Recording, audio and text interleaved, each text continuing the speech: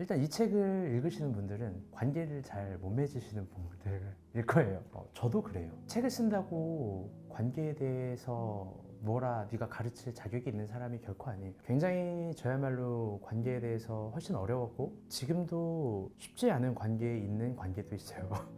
관계가 늘 저도 어려워요. 그래서 관계란 뭔지를 한번 깊게 연구해 본 거고, 아, 그런 거구나를 깨달은 게, 그리고 연구한 게 이 책이겠죠. 사실 기독교는 관계에 대한 종교입니다. 우리는 그동안 관계에 대한 발견들이 되게 적었던 것 같아요. 그래서 이 책을 보면서 성경에서 관계를 어떻게 말하는지에 대해서 조금 집중해 보았습니다. 성경 66권을 통해서 보았을 때 세 가지 관계를 이야기를 하는 것 같아요. 이제 첫 번째는 나와 나 자신과의 관계, 두 번째는 나와 이웃과의 관계, 세 번째는 나와 하나님과의 관계입니다. 그리스도인들이 갖고 있는 이 세 가지 관계의 힘과 그리고 에너지와 신비, 그리고 또 여기서 맺어지는 수많은 언약과 그런 것들에 대해서 이야기를 해보게 되었습니다. 확실히 그거는 이 세상에서 이야기하는 자기계발과 혹은 관계 기술과는 많이 차이가 있는 것 같습니다. 그래서 완전히 다른 메시지를 주고 싶었습니다. 그러니까 나와 나와의 관계에서 우리가 놓치고 있는 부분은, 우리가 믿음이 있다고 하지만 그 믿음을 가지고 내가 어디까지 자라날 수 있고 내가 어디까지 한계에 이르를 수 있고 또 내가 어떻게까지 도전해 볼 수 있는지를 많이 잃어버려요. 상처를 받으면 딱 그 규격 안에만 인간이 갇히기 때문에, 근데 상처를 받음으로 말미암아 재미있게도 그 옆에 있는 것과 주변에 있는 것과 앞뒤를 동시에 생각해 볼 수 있거든요. 그때 우린 더 담대하게 자기 자신을 실험해 볼 수 있고 도전해 볼 수 있고 무너진 것들을 다시 회복하는 것이 아니라 새로운 걸 바라볼 수 있는 것 같아요. 그래서 저는 어쩌면 이 말이 되게 듣는 사람들에게 아플 수도 있는 말이지만, 저는 어쩌면 하나님이 우리 가운데 제일 크게 주신 은혜는 망각인 것 같아요. 우리는 늘 잃어버려요. 근데 그게 좋은 거예요. 내가 상처를 다 부둥켜 안고 이걸 다 기억하고 그날 몇 년도 몇 월 며칠 몇 시 몇 분 언제 어디서 무엇을 어떻게 왜까지 기억하게 되면 사람이 일어날 수가 없어요. 그런데 망각하고 또 잃어버리고 희미해지고 흐릿해지면서 내가 새롭게 봐야 될 것들을 하나님 보여주신다고 생각하거든요. 어쩌면 시간이 답이기라고 한 말은 참 우리에게 중요한 말이다. 또 하나님이 시간으로 역사하시니까요. 우리가 누구와 모두와 관계를 좋게 맺을 수가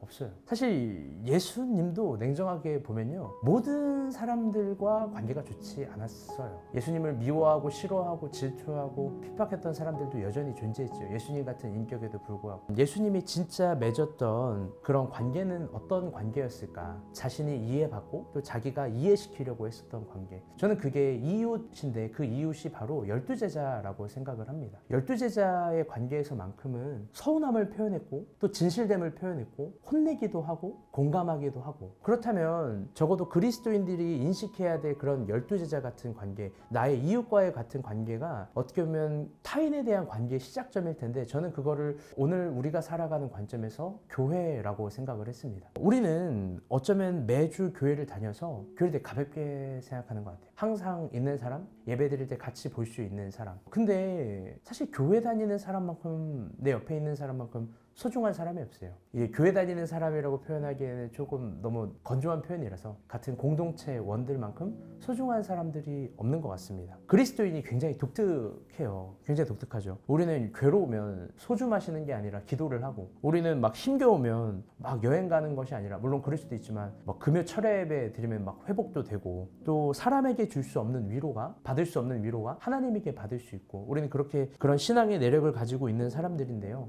이런 신앙의 내력을 이해할 수 있는 사람은 오직 같은 공동체원인 그리스도인밖에 없는 거예요. 그렇다면 어쩌면 가장 소중한 관계가 교회 안에 있는 공동체의 관계가 아닐까, 여기를 재발견해야 되는 거 아닐까. 그렇기 때문에 나와 이웃과의 관계에서 어려움을 겪는 사람들은 이 세상 관계의 이해를 받기보다, 이 세상 관계에서 인정을 받기보다 오히려 그리스도인과의 관계, 교회 공동체와의 관계를 더 소중하게 여기는 게 요즘에 필요하지 않나, 그리고 그게 성경에서 말하는 메시지가 아닌가 생각이 듭니다. 또 이 말을 오해해서는 안 돼요. 교회 다니는 사람들끼리만 친해지는 거냐, 결국 너희도 너희들끼리만 서로 사랑하는 거냐. 근데 그 도덕적 명제에 맹점이 있다라고 생각을 해요. 끼리끼리만 사랑하라는 것이 아니라 그리스도인들끼리 사랑하라는 그 힘, 그리스도인들끼리 서로 이웃을 내 몸과 같이 사랑하는 힘, 서로 섬기는 힘 속에서 이 세상 사람들에게 보여줄 수 있는 탁월하고 아름다운 메시지가 있다라고 생각해요. 그게 어쩌면 전도의 의미일 수도 있겠죠. 예수님도 12제자들과 굉장히 각별한 관계를 가지셨고 12제자들과 더 깊게 함께 사역을 논하셨고 그들과 함께 어우러지고 하나 되는 삶을 사시면서 오히려 그런 관계 가운데 있을 때 이스라엘에 있는 많은 사람들이 예수님을 따르고 이스라엘에 있는 수많은 사람들이 도전을 받고 또 그렇게 되는 걸 보셨거든요. 예수님은 오히려 다른 모든 관계를 배척하고 여기만 끼리끼리 한 것이 아니라 한 공동체의 힘으로 다른 수많은 무리들을 섬기시고 그들을 사역의 대상으로 이해하신 거죠. 마찬가지라고 생각합니다. 오히려 우리가 진짜 사랑해야 될 그리스도인 공동체를 확고히 고수하면서 그 힘으로 세상을 섬겼으면 좋겠어요. 그 힘으로 세상 사람들에게 더 나아가서 그리스도인의 매너와 밝음과 에너지와 힘 그리고 또 그 특유의 근성들을 보여주면 더 좋지 않나. 저는 그래서 더 우선순위를 이야기한 겁니다. 베드로가 디베로 바닷가에서 예수님 만났을 때 예수님이 조반을 주시면서 아주 민망할 정도로 어려운 질문을 예수님이 하시죠. 베드로야, 너가 나 사랑하느냐? 이 질문을 왜 했을까? 뭐 어떤 분들은 3번 부인했기 때문에 3번 물어본 거다, 회복하기 위해서. 뭐 그럴 수도 있겠죠. 근데 저는 좀 다른 맥락에서 한번 살펴보고 싶어요. 왜냐면 그렇게 따지면 다른 질문들도 많았을 텐데 베드로를 민망하게 하려고 베드로를 죽이려고 한 질문이니까 저는 그렇게 생각하지 않고 이 질문이야말로 정말 살아있는 질문, 의미 있는 질문이라고 생각해요. 결론적으로 이야기하면 그 질문이 베드로를 살리는 질문이었죠. 예수님은 베드로를 세울 수 있는 다른 많은 방법들이 있었지만 그런 여러 가지 방법들을 사용하지 않고 베드로에게 너가 지금 나를 사랑하냐? 너가 지금 나를 사랑하냐? 너가 나를 지금 사랑하냐? 라고 물은 이유는 결국 무너진 그리스도인이 다시 새롭게 되고 일어날 수 있는 길은 하나님을 사랑하는 그 지점에서밖에 없기 때문에 그래요. 우리가 하나님께 사랑받을 때 자격이 없다라고 얘기하고 조건이 없다라고 이야기하잖아요. 동시에 하나님을 사랑하는 지점도 자격도 없고 조건도 없다고 생각해요. 내가 이렇게 여기까지 깨끗하게 살았기 때문에 하나님을 사랑할 수 있는 자격이 있어. 그런 게 어디 있어요? 탕자도 자기 아버지를 사랑한다고 생각해요. 죄가 많고 더러움이 많은 사람일수록 오히려 거룩함을 흠모하는 것처럼 많이 무너진 사람이 더 회복을 사모할 수도 있는 거거든요. 예수님은요 사실 알았던 것 같아요. 많이 무너졌지만 베드로가 그 반대의 개념으로 가장 강렬하게 지금도 당신을 사랑하고 있다는 거예요.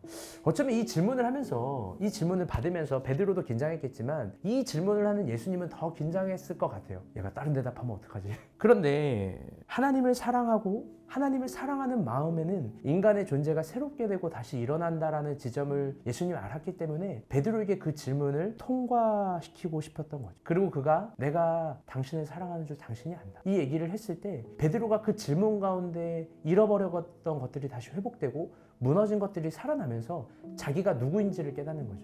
아, 나는 예수님이 세우신 반석 베드로다. 하나님을 사랑할 때 우리의 존재가 굉장히 강렬해져요. 하나님과 나와의 관계에서 가장 중요한 건 사랑이에요. 그분이 구약에서부터 신약에서까지 요구하는 지점이 사실 그 지점 아닐까? 하나님을 사랑하는 지점. 그런데 다들 너무 안타까운 건 하나님과 나와의 관계에서 사랑이라는 관계를 가볍게 생각해요. 하나님이 나를 더 사랑하시니까, 하나님이 적극적으로 나에게 더 다가오시니까 나는 뭐 가만히 있어도 되겠지. 나는 책상에 앉아 있어도 되겠지.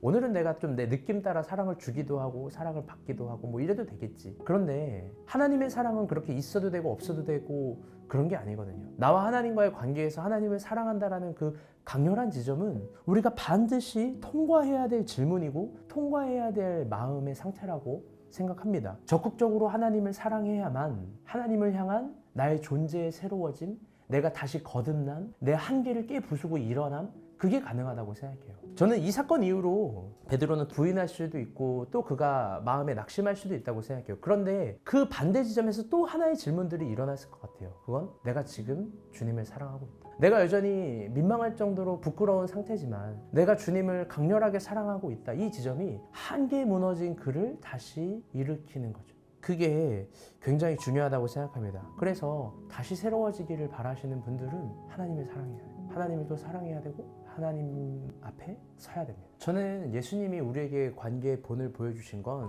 예수님의 메시지 그대로라고 생각해요. 그게 요한복음에 가장 많이 잘 드러나 있는데 일반 서로 끼리끼리 친하게 지내고 또 기호가 맞는 사람들끼리 하나의 목적으로 또 있고 그런 관계도 그런 사랑의 방법도 그래서 친절을 베푸는 것도 좋지만 요한복음에서 예수님이 제자들에게 보여준 사랑은 그런 방식이 아니었어요. 예수님이 관계의 본을 보여주셨던 첫 번째는 서로의 발을 씻기는 행위인 거죠. 내 이웃을 내 몸과 같이 사랑하라. 어떻게 사랑할까? 예수님은 충격적이게도 제자들의 발을 친히 몸을 굽히시고 씻겨주시면서 한 명 한 명씩 다 씻기십니다. 그리고 너희가 이 발을 씻기는 의미가 무엇인지 아느냐? 이와 같이 너희도 서로 사랑하라. 예수님 그렇게 이야기하시거든요. 발을 씻긴다는 의미는 되게 여러 가지 의미가 있습니다. 물론 이 짧은 인터뷰에서 다 그걸 얘기할 수 없지만 적어도 하나만 이야기한다면 그 사람 앞에 철저히 복종하고 그 사람을 섬기고 또 그 사람이 하나님이 세워주신 사람으로서 존중해주는